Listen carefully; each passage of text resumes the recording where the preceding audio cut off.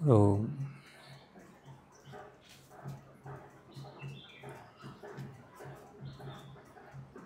మంచి వేసవి కాలంలో ఇక్కడ ఎవరైనా రాయచూరు వెళ్ళారా?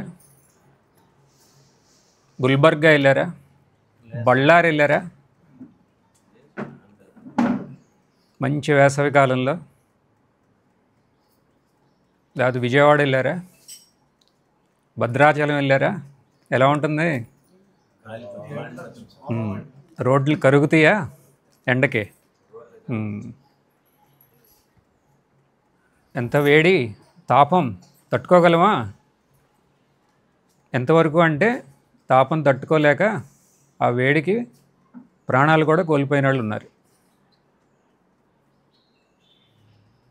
కానీ ఇప్పుడు మనకి సైన్స్ టెక్నాలజీ వల్ల కూలర్లు వచ్చినాయి, ఎయిర్ కండిషనర్లు వచ్చినాయి.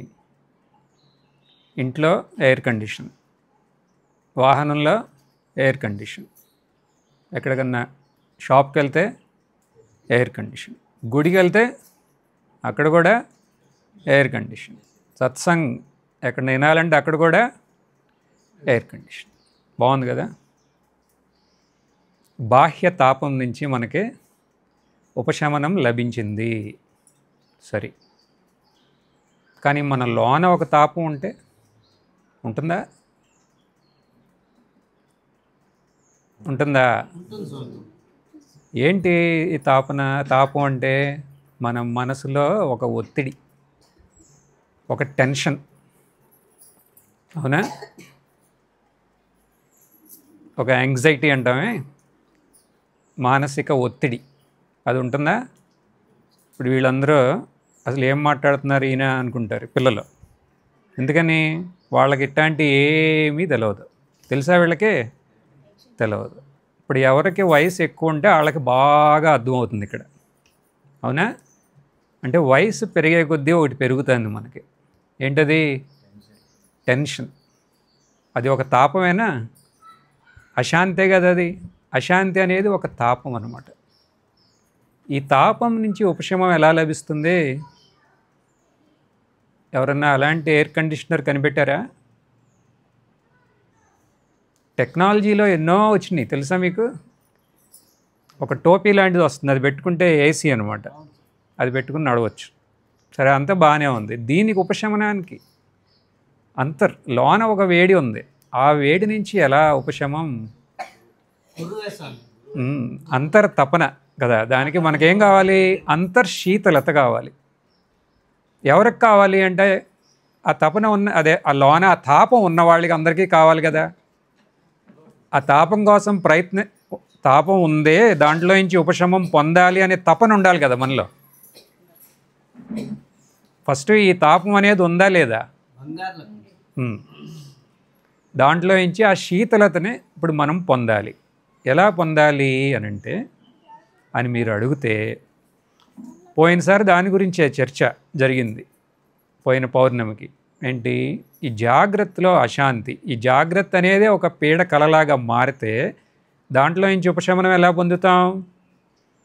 ఈ జాగ్రత్తలో నుంచి మేల్కోవాలి. అదే పరాజాగ్రత్త అని అన్నాను, గుర్తుందా? అప్పుడు ఇక్కడ ఉన్నవారిలో కొంతమంది, ఇక్కడ పరోక్షంగా లేనివారు కొంతమంది దాని గురించి ఇంకా స్పష్టంగా తెలుసుకోవాలి అన్నారు.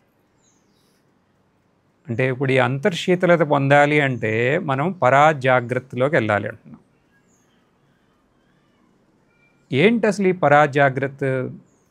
ఇప్పుడు మీ అందరికీ బాగా పరిచయం అయింది భగవద్గీత. ఇప్పుడు పరమాత్ములు అక్కడ ఈ పరాజాగ్రత్త గురించి ఏం చెప్పారో మనం చూద్దాం. యానిషా సర్వభూతానాం తస్యాం జాగ్రత్తి సంయమీ యస్యాం జాగ్రత్తి భూతాని సా నిషా పశ్యతో మునేహే. విన్నారుగా మీరు?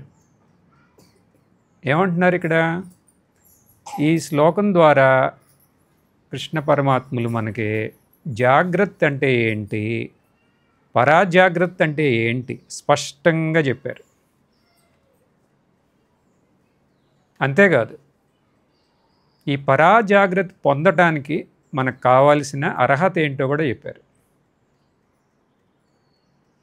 ఏంటి అసలు ఈ పరాజాగ్రత్త? పరాజాగ్రత్త అంటే ఇదే అంతర్శీతలత. అంటే మీకు ఎంత బయట సహచర్యంగా అంటే ఇక్కడ మన లైఫ్లో ఎన్నో రకాలుగా మనకి ఈ దుఃఖం అనేది రావచ్చు కదా. అది నేను చెప్పాలా అవసరం లేదు కదా. ఎన్నో రకాలు. ఇప్పుడు వ్యాపారంలో నష్టం. ఇప్పుడు రైతులు ఉన్నారు ఇక్కడ, వర్షం ఎక్కువ పడినా నష్టం, వర్షం పడకపోతే నష్టం. మరి ఈ నష్టం వస్తే అది ఒక మానసిక ఒత్తిడి అవుతుందా అవదా? అవుతుంది. సరే, పెళ్ళి అవ్వకపోతే అదొక ఒత్తిడి, అయిన వాళ్ళకే అదొక ఎక్కువ మంది అంటున్నారు చాలా అని, అదొక ఒత్తిడి. పిల్లలు పుడితే ఒక ఒత్తిడి, పుట్టకపోతే ఇంకొక ఒత్తిడి. అవునా? ఈ రకంగా ఎన్నో రకాలు. ఈ అన్నిటి నుంచి ఏంటి ఉపశమం? ఎలా బయటకు వస్తాం అంటే పరాజాగ్రత్త అంటున్నాం. ఈ పరాజాగ్రత్తలోకి వెళ్ళాలి అంటే కృష్ణ పరమాత్మలు ఏమంటున్నారు? నువ్వు ముని అవ్వాలి. ముని అవ్వాలంటే సంయమి అవ్వాలంటున్నారు. అంటే సంయమికి మాత్రమే ఈ పరాజాగ్రత్తలోకి ప్రవేశం అంటున్నారు. సంయమి అంటే ఏంటి? సంయమనం ఉన్నవాడు అంటున్నాం. ఉన్నవాడు, ఉన్నవారు ఎవరైనా.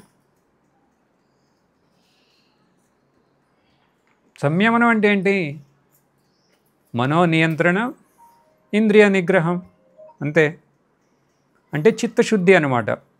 ఒక మాటలో చెప్పాలంటే చిత్తశుద్ధి ఉన్నవాడే సంయమి. చిత్తశుద్ధి అంటే ఏంటి? చిత్తం అంటే మనస్సు. మనస్సు శుద్ధంగా ఉండాలి అంటున్నాం. మనస్సు శుద్ధానికి ఈ పరాజాగ్రత్తకి ఏంటి సంబంధం? ఉంది. మనశ్శుద్ధి అంటే మనకి అహం తక్కువగా ఉంటుంది అంటున్నాం. అహం అంటే ఏంటి? మాడితే నేను నేను అంటామే, అది ఎవరికి తక్కువ ఉంటే వాళ్ళకి చిత్తం శుద్ధి అయినట్టు, అంతే.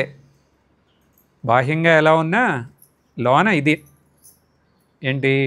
ఆ నేను అనేది తక్కువైతే వారికి చిత్తశుద్ధి ఉన్నట్టు. సరే, ఇది బాగానే ఉంది. ఇప్పుడు మాకు మీరందరూ ఎందుకు శ్రద్ధగా అంటున్నారు? చిత్తశుద్ధి కోసం కాదు, కానీ దేనికోసం? ఆ లోన ఉన్న ఆ వేడి ఉందే, దానికి ఉపశమనం ఎవరిని ఇస్తారేమోనని కదా. మరి అది కావాలంటే పరాజాగ్రత్తలోకి వెళ్ళాలంటున్నాం. పరాజాగ్రత్త కావాలంటే సంయమి అవ్వాలంటున్నాం. సంయమి అంటే చిత్తశుద్ధి ఉన్నవాడే అంటున్నాం. అంటే ఇప్పుడు మనం ఈ చిత్తశుద్ధి సంపాదించాల్సిందే కదా. ఎలా సంపాదిస్తాం? ఎలా? నిస్వార్థమైన భక్తి ద్వారా మనం సంపాదిస్తాం.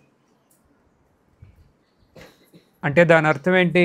స్వార్థమైన భక్తి ద్వారా సంపాదించం, అంతే కదా. ఇప్పుడు మీరందరికీ ఎంతో భక్తి ఉంది కదా చూస్తుంటేనే తెలుస్తుందిగా. కానీ ఇప్పుడు మనకు ఒక పరీక్ష, అది స్వార్థమా నిస్వార్థమా? ఎందుకని?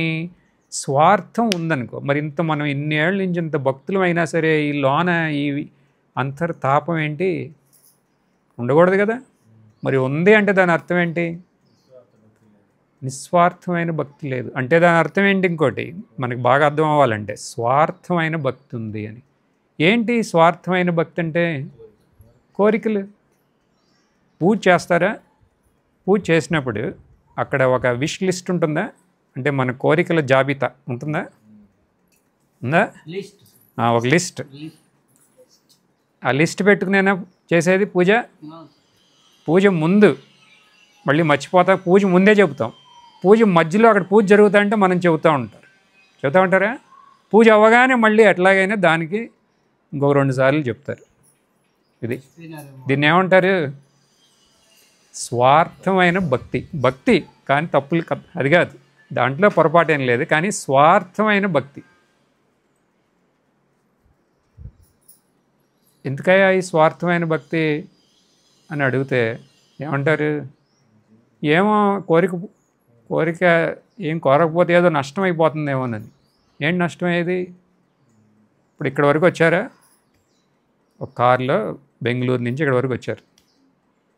మరి ఇక్కడి వరకు వచ్చి ఇప్పుడు అంత ఖర్చు టైం అంత అయింది, ఏదో ఒకటి కోరకపోతే నష్టం కదా. ఇది ఎవరు చెప్పారు? అది అది అది అందుకనే అదే దాని గురించే ఇప్పుడు చెప్పేది. ఈ కోరికలే ఈ స్వార్థం అంటున్నా. మీరు కోరండి, కానీ దానివల్ల మీకు వచ్చేదేంటి? తాపం అనేది పోదు. మీరు ఊహించినప్పుడు ఇదన్నీ మనకి కోరికలు ఎలా వచ్చినాయో చెప్పినా, చిన్నప్పుడు మనకి బాగా చదువుకోమని మొక్కరా అని మీ అమ్మగారు చెప్పారు పిల్లవాడిగా ఉన్నప్పుడు. బాగా చదువుకో అదొకటే ఆ పాపం ఆవిడ చెప్పారు. తర్వాత ఇక మీరు మొదలెట్టారనమాట లిస్ట్ని పెంచుకుంటూ, ఇది కోరేయాలి, ఏదో ఒకటి కోరేయాలి. ఇది స్వార్థం. నిస్వార్థం అంటే ఏంటి? అక్కడ ఏ కోరిక లేదు. ఎందుకని కోరిక లేదు? కోరిక లేకుండా అవదంటున్నారే. భగవంతుడు అనేవారు ఎవరో అనేది ఎంతో కొంత అర్థమైతే ఇక అక్కడ కోరికలు అనేవి ఉండవు. ఎవరు భగవంతుడు? ఎక్కడున్నాడు? అంతటా ఉన్నాడా? అన్నీ తెలుసా ఆయనకి? ఆయన చేయలేదంటూ ఏమన్నా ఉందా? అసలు మనకు నిజంగా ఏం కావాలో మనకు తెలుసా, ఆయనకి తెలుసా? ఆయనకి తెలుసు. మరి అట్లాంటి వాళ్ళు ముందు ఎందుకని నోరు ఇప్పటం? అంతేనా? అది కూడా ఆయన్ని అడిగితే చాలు కదా. నిస్వార్థమైన భక్తి ఇవ్వండి అని అడగటం కన్నా ఇంకా ఉత్తమమైన ఇంకేమన్నా కోరిక ఉందా అసలు?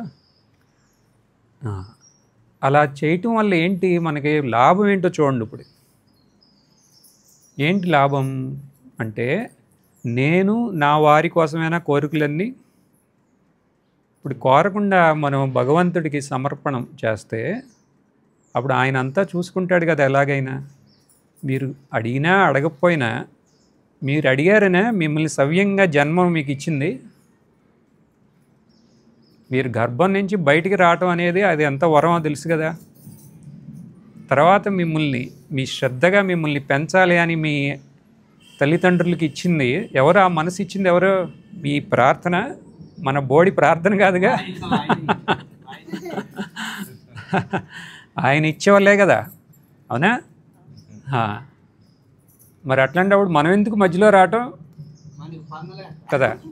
రావటం వల్ల మనకి పెరిగేది ఏంటంటే మన అహంకారం. చూడండి, ఈ అహంకారం ఏమవుతుంది మనకి? దానివల్ల మనకి దుఃఖం, తాపం, ఒక వేడి. దాంట్లో నుంచి బయటికి రావాలి అంటే నిస్వార్థమైన భక్తి. అర్థమైంది కదా? అర్థమైతే ఇది సాధ్యమేనా? సాధ్యమే. అది ఇంతేనా అన్నాం అనుకోండి. ఇంకొకటి, అసలు అడగకపోతే ఇంకా ఉన్నతమైన జరుగుతుంది అనేది. ఎందుకంటే ఆయన యొక్క శక్తి అలాంటిది కదా. ఆయనకి తెలవంది ఏంటి? ఆయన యొక్క మిమ్మల్ని ఏమీ అడగకపోతే మీకు ఆయన ఇచ్చేది ఏంటో తెలుసా? శాంతి. ఎందుకని? ఆయన శాంత స్వరూపం కాబట్టి. ఇంకా ఎవరు ఇవ్వలేరు మనకు శాంతి. ఇవ్వాలంటే ఆయనే ఇవ్వాలి. అందుకనేగా మన పూజించే వాళ్ళందరూ ఎలా ఉంటారు? మూర్తులన్నీ శాంతంగా ఆనందంగా ఉంటారు కదా కదా. ఎందుకని? ఆనందం అనేది లభ్యం. ఆనందం వాళ్ళ స్వరూపం. ఇక్కడ మన స్వామి పేరేంటి? మీరు విగ్రహంలో ఉన్న స్వామి పేరేంటి? భూమానంద. భూమానందం, ఆ అనంతతే ఆనందం. సరే, తర్వాత నిస్వార్థ భక్తి అనేది అర్థమైతే తర్వాత నిస్వార్థ సేవ. నిస్వార్థ సేవ అంటే ఏంటి? ఏమీ ఆశించకుండా మనం సేవించటం. సేవ అంటే ఏమీ ఆశించకుండా. స్వార్థ సేవ అంటే ఆశిస్తూ చేయటం. ఏదో ఒకటి ఏదో దానికోసం మనసులో ఉంటుంది. కాదు నేను నిస్వార్థంగానే చేస్తున్నా, చేశానని 10 మందికి చెప్పావా? చేశారు. అంటే నువ్వు చేసేది ఎందుకు? 10 మందికి చెప్పి దాంట్లో ఒక పేరు వస్తుందని. దానివల్ల వచ్చిందేంటి? నీ అహంకారం అనేది బాగా బలమైంది. బలం వచ్చింది దానికి. అదే ఇక్కడ లోకల్ భాషలో ఏమంటాం? బాగా బలిసింది. అంతేనా? ఏది అహంకారాన్ని బలం వస్తుంది అక్కడ. దేనివల్ల? ఈ స్వార్థ సేవ వల్ల. అదే నిస్వార్థ సేవ. నిస్వార్థ సేవ అంటే ఏంటి? అర్హులైన వారికి కుల మత భేదాలు ఏమీ లేకుండా మన వల్ల ఎంత అవుతుందో అంత చేయటం, అంతే. దాంట్లో మనకి కష్టం వచ్చినా పర్వాలేదు, అలా అనుకుని చేసామనుకో, దానివల్ల ఏంటి ఉపయోగం? మన అహంకారం అది పలచబడిపోతుంది, ఇంకా అది తను అయిపోతుంది, ఇంకా క్షీణం అయిపోతుంది. అయితే దానివల్ల ఏంటి ఉపయోగం?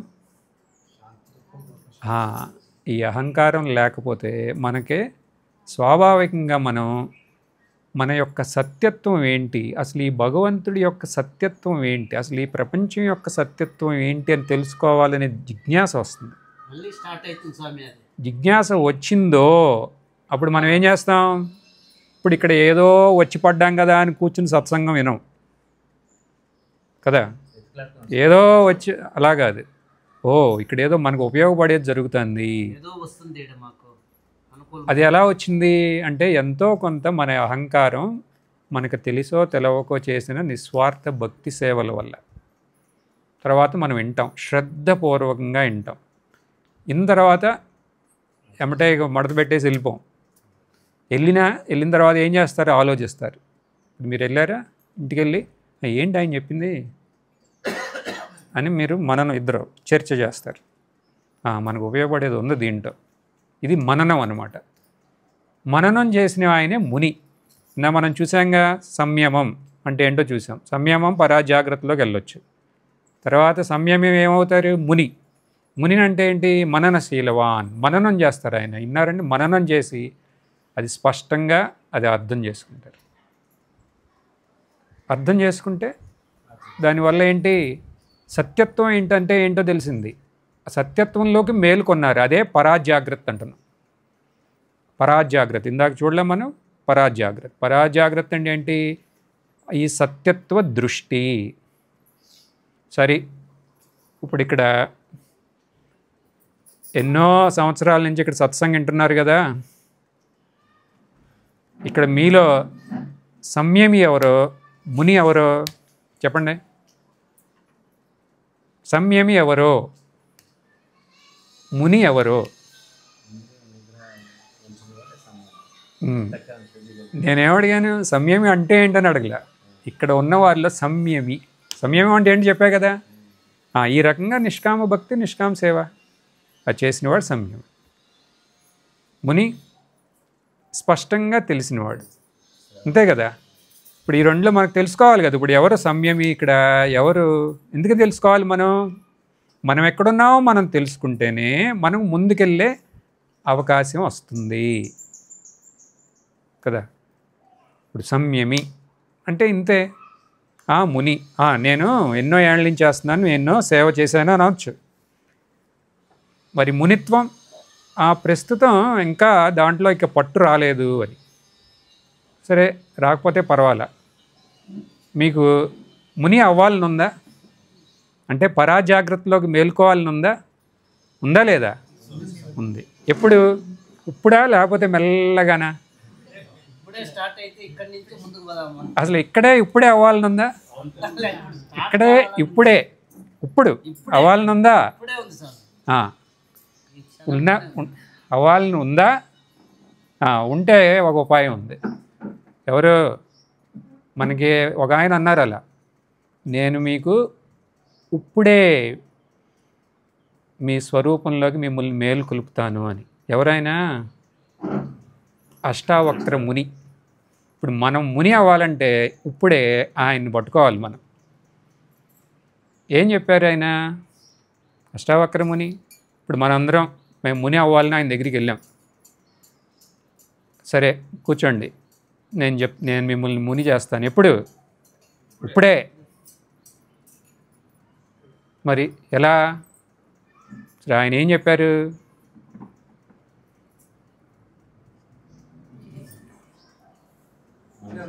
ఏం చెప్పారు చెప్పండి? అష్టావక్ర గీత వినేవాళ్ళు ఇంకా అంతేనా?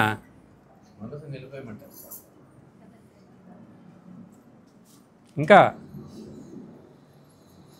న పృథ్వీ న జలం న రగ్ని న వాయు నౌ దవా భవాన్. న పృథ్వీ న జలం న రగ్ని న వాయు దౌ నవా భవాన్. మరి ఎవరు? ఏషాం సాక్షీణమాత్మానం చిద్రూపం విద్ధి ముక్తయే అన్నారు. అవునా?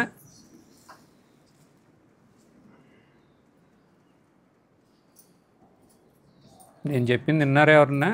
ఇప్పుడు వచ్చిన వాళ్ళని చూస్తా కూర్చున్నారా? అవునా?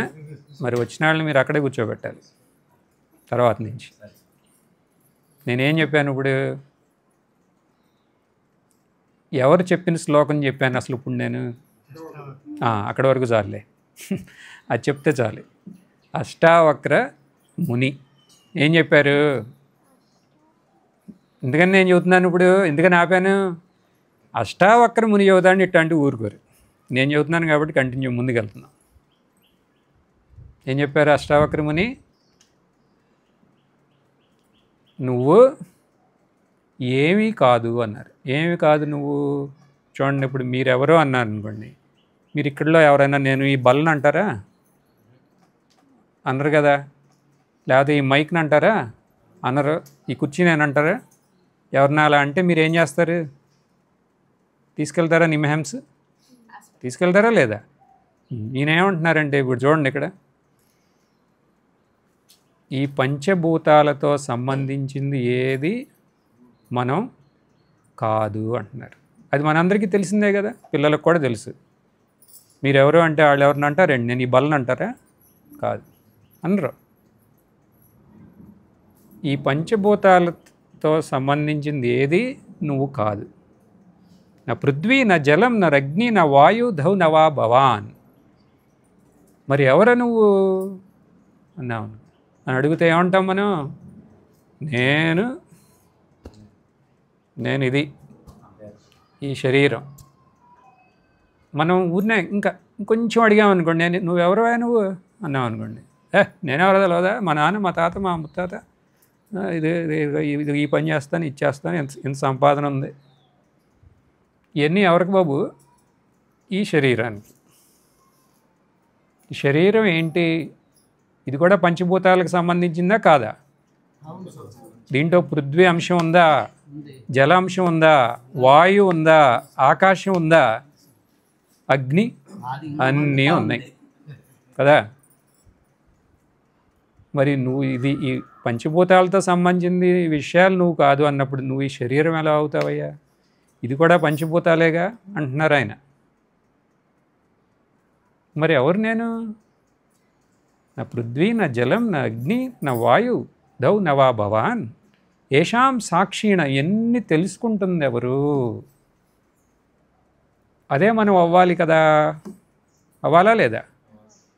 ఎన్నిటినీ తెలుసుకుంటున్న ఏదో ఒక శక్తి మనలో ఉంది. అది మనం. ఇది మనం అని మనం గ్రహించామనుకోండి, మనం ముని. నేను చెప్పింది అర్థమైందా? ఇప్పుడు మీరు ఈ శరీరం కాదు, మీరెవరు? మీరు ఆ తెలుసుకునే ఎరుక అనేది స్పష్టమైందా? తెలుసుకున్నవాడు. ఇదేదో స్పష్టంగానే ఉంది, ఇలాగే చాలాసార్లు స్పష్టమైంది, కానీ మళ్ళీ ఇంటికి వెళ్ళగానే మళ్ళీ మామూలే అని అనిపిస్తుంది ఎవరికన్నా?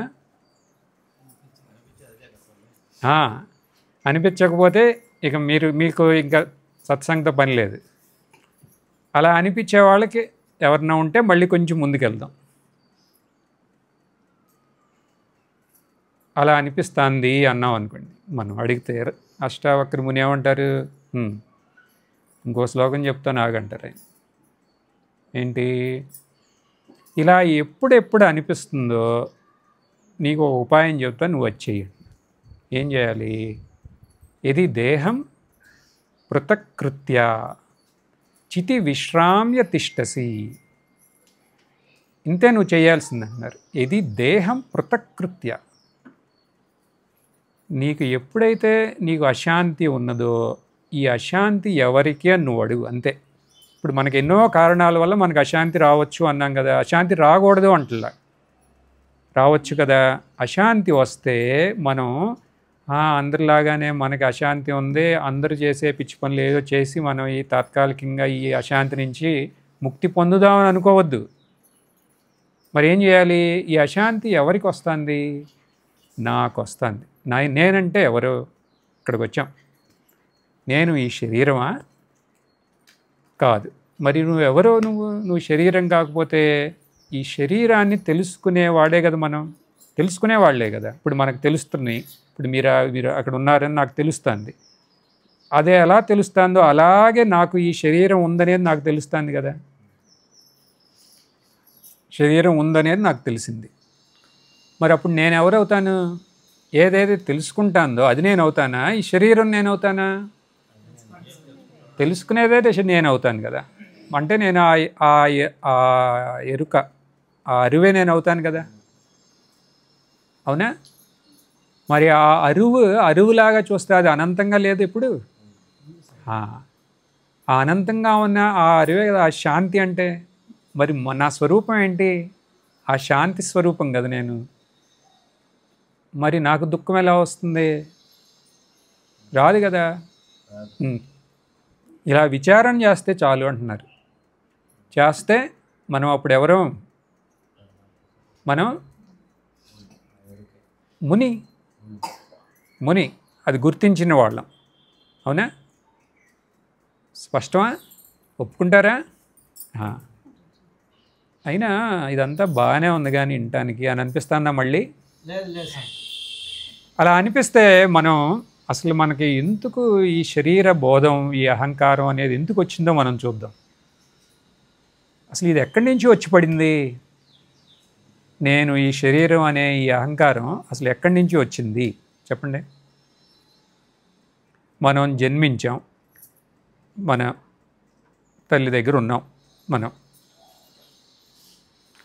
అప్పుడు మనకి ఒక వయసు వచ్చిన తర్వాత మన యొక్క తల్లి మనకి ఈ ప్రపంచాన్ని పరిచయం చేస్తుంది, అవునా? ఇదిగో ఆ శిశువుకి తెలుసు ఈ తల్లి అంటే ఇది మన సొంత అని తెలిసిపోతుంది. ఎందుకని? ఎప్పుడు ఉంది కదా, పుట్టుకలో బయటికి రాకముందు నుంచే ఉంది. ఇక పుట్టుకతో ఇక అన్నీ అంతే కదా. మాతృ ధాతు అంటే ఏంటి? సృష్టించి మళ్ళీ సంరక్షణ, పోషణ అన్నీ చేసేది ఎవరో? వాళ్ళకి పెట్టిన పేరు మాత, అమ్మ.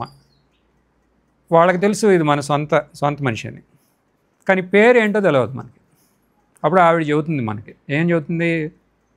ఆవిడకి ఏ రకంగా పిలవటం ఆవిడకి ఇష్టమో అది మీకు చెప్తుంది. అదే ఒక భాషలో అమ్మ అంటారు, ఇంకొక భాషలో మా అంటారు, ఇంకొక భాషలో తాయి అంటారు, అవునా? పేర్లే కదా. తర్వాత మీకు మీ అమ్మగారు మీకు పరిచయం చేస్తారు. ఇదిగో ఈయన వచ్చాడే, ఈయన మీ నాన్న అంటారు. బాగానే ఉందనుకుంటాం.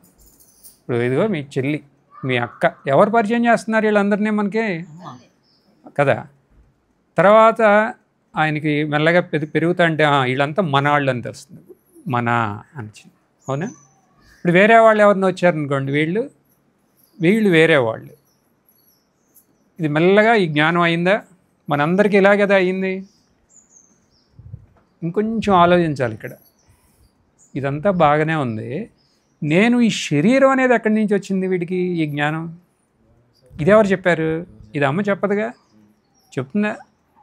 ఇది నువ్వు ఇదిరా అని అంటుందా? అందు. మరి వీడికి ఎక్కడి నుంచి వచ్చింది? వీడి సొంత కల్పితం అది, చూడండి. కానీ ఆ వయసుకి ఆ కల్పన పర్వాలేదు, కానీ ఆ కల్పన ఇప్పుడు కూడా ఉంటే ఆ శిశువు వీళ్ళందరూ వచ్చిపోతున్నారు, ఇది నేను కాదు కదా. మరి నేను ఎవరు అవ్వాలి అంటే ఈ శరీరం నేను అయి ఉంటాను. ఎందుకంటే అమ్మ కూడా అప్పుడప్పుడు బయటకు అటు ఇటు వెళ్తుంది, కానీ ఈ శరీరం మాత్రం ఎప్పుడు నాతోనే ఉంటుంది కదా. కాబట్టి ఇది నేను అనేది ఆయన యొక్క ఒక ఆ వయసుకి సంబంధించిన ఒక భ్రమ, అంతే కదా. ఈ శరీరం నేను అనేది ఆ శిశువుకి ఒక రకంగా అనిపించింది అలా. కానీ అది నిజంగా సత్యమా? మనం ఎదుగుతా అంటే దాని గురించి ఆలోచించాల్సిన విషయమా కాదా? ఇది ఎప్పుడు ఎక్కడుంది? బాల్యంలో ఒక రకంగా ఉంది, ఇదిగో ఇప్పుడు ఇలా ఉన్నారు వీళ్ళే. తర్వాత పెరుగుతా అంటే కౌమారంలో ఇంకొక రకంగా ఉంటారు, యవ్వనంలో ఇంకొక రకంగా ఉంటారు, మధ్య వయసులో ఇంకొక రకంగా ఉంటారు, ఇక్కడ అందరూ ఉన్నారు కదా. వృద్ధాప్యంలో ఇంకొక రకంగా ఉంటారు. మరి ఏ శరీరం మనం అనేది మనం ఆలోచించాలి కదా. ఏ శరీరం మారుతూ ఉంది. అంతేకాదు ఈ శరీరం నేను అనుకుంటే ఇప్పుడు మనకి స్వప్నం వచ్చింది. స్వప్నంలో మీకు వేరే శరీరం ఉందా? మరి ఈ శరీరం మీదని ఎలా అంటారు? సుషుప్తిలోకి వెళ్తే శరీరం ఉందా? అసలు శరీరమే లేదు. రోజు మనకు అయ్యే అనుభవం ఇక్కడ ఈ శరీరం ఇది కూడా మారుతుంది. తర్వాత స్వప్నంలో ఇంకొక శరీరం, సుషుప్తిలో శరీరమే లేదు. మరి మనం ఈ శరీరం ఎలా అవుతామండి? అవ్వం కదా. అవటానికి అవకాశం ఉందా? ఈ శరీరం మాత్రం మనం అవ్వం. మరి ఎవరు మనం? ఈ శరీరాన్ని తెలుసుకునే ఆ చైతన్య వస్తువు ఉంది కదా, అది మనం. శివ అన్న అదే, అంతే కదా. ఈ తెలుసుకునే ఆ చైతన్యమే మనం. అది తెలుసుకుంటే చాలు అంటున్నాం ఇక్కడ. ఆ చిన్న పిల్లవాడు ఏదో పసితనంలో ఇక మూఢత్వంలో ఒక నిర్ణయం తీసుకున్నాడు. ఆ నిర్ణయం పట్టుకుని ఇంత వయసు వచ్చినా ఏలాడుతున్నారు ఏంటి ఇంకా అంటున్నాడు. ఇప్పుడు బుద్ధి ఉపయోగించి తెలుసుకోండి, మనం ఈ శరీరం కాదు, మనం శరీరాన్ని తెలుసుకునే ఆ అరువు, ఆ ఎరుక మనం తెలుసుకుంటే అప్పుడు మనం అదే జ్ఞానం. అంటే చూడండి ఎంత సహజమో జ్ఞానం అనేది. జ్ఞానం అనేది నిజంగా చిన్న పిల్లలకు కూడా అర్థమవుతుంది.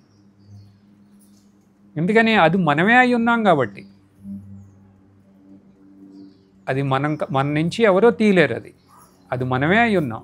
కొంచెం స్పష్టంగా దాన్ని కొంచెం విశ్లేషణ చేసి అర్థం చేసుకుంటే చాలు. అప్పుడు దానివల్ల మనకి ఏమైంది? ఇప్పుడు ఈ అహం ఏమైంది తెలుసుకుంటాం వల్ల? అహం యొక్క స్థానంలో నాకు చెప్పారుగా, అహమి నాశబాద్ అహంతయా.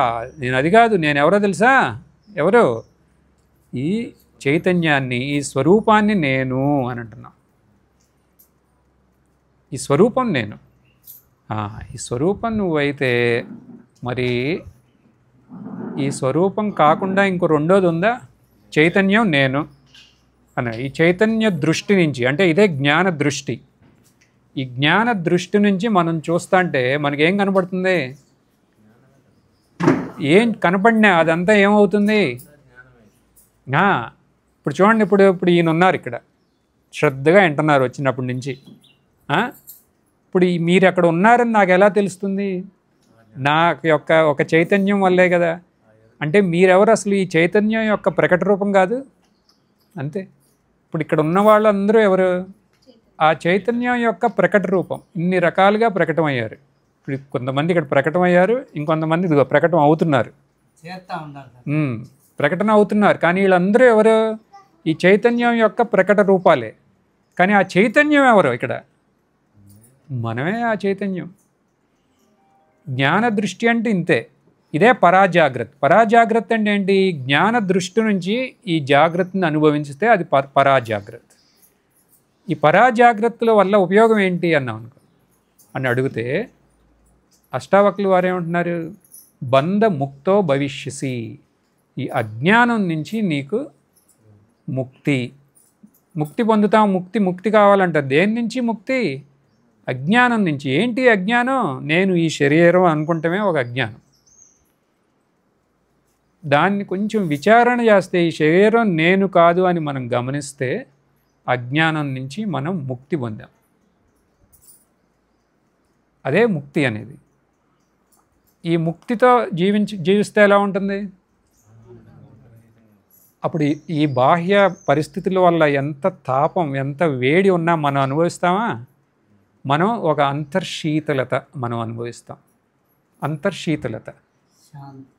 అంటే అప్పుడు ఎలా ఉంటుంది? అజ్ఞానికి జ్ఞానికి ప్రపంచం బయట అంతా ఒకటే.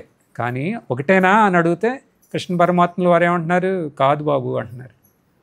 ఒక ఆయనకి నిషా అంధకారం అంట, ఇంకొక ఆయనకి అంతా వెలుగు. ఒక అజ్ఞానికి అంధకారంలాగా ఉన్నదే జ్ఞానికి పగలులాగా ఉంటుందంట. అంటే ఆ చైతన్యం తెలుసుకున్నవాడు జ్ఞాని, అది తెలుసుకునేవాడు అజ్ఞాని.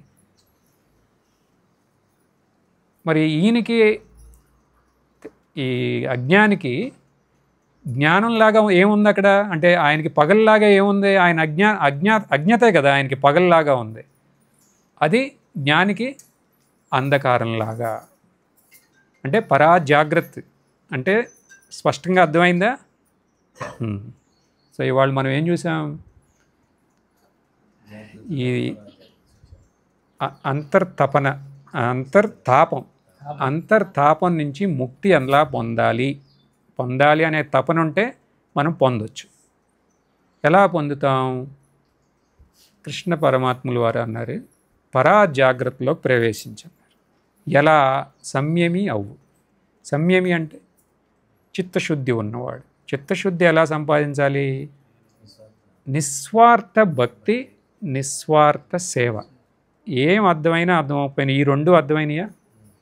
నిస్వార్థ భక్తి అంటే ఏంటనేది, నిస్వార్థ సేవ, ఈ రెండింటిని పట్టుకుంటే అంటే మనం ఎక్కడున్నామో మనం లోన విశ్లేషించి అర్థం చేసుకోవాలి.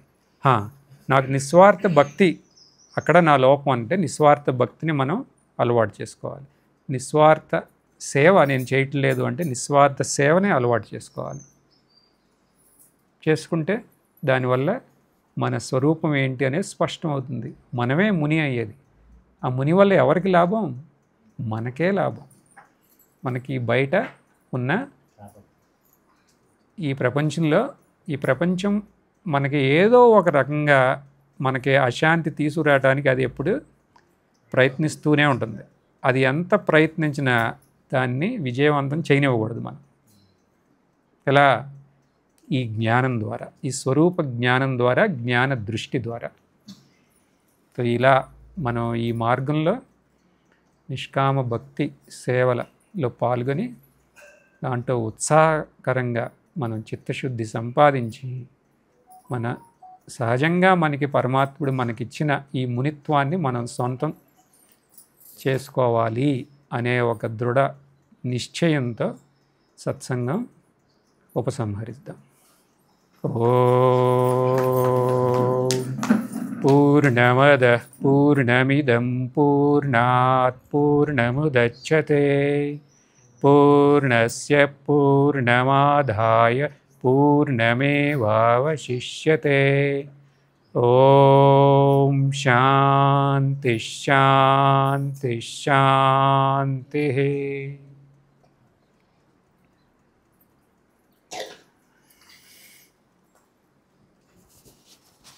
ఏమన్నా సంశయాలు ఏమన్నా అడగాలా? ఏం లేవు.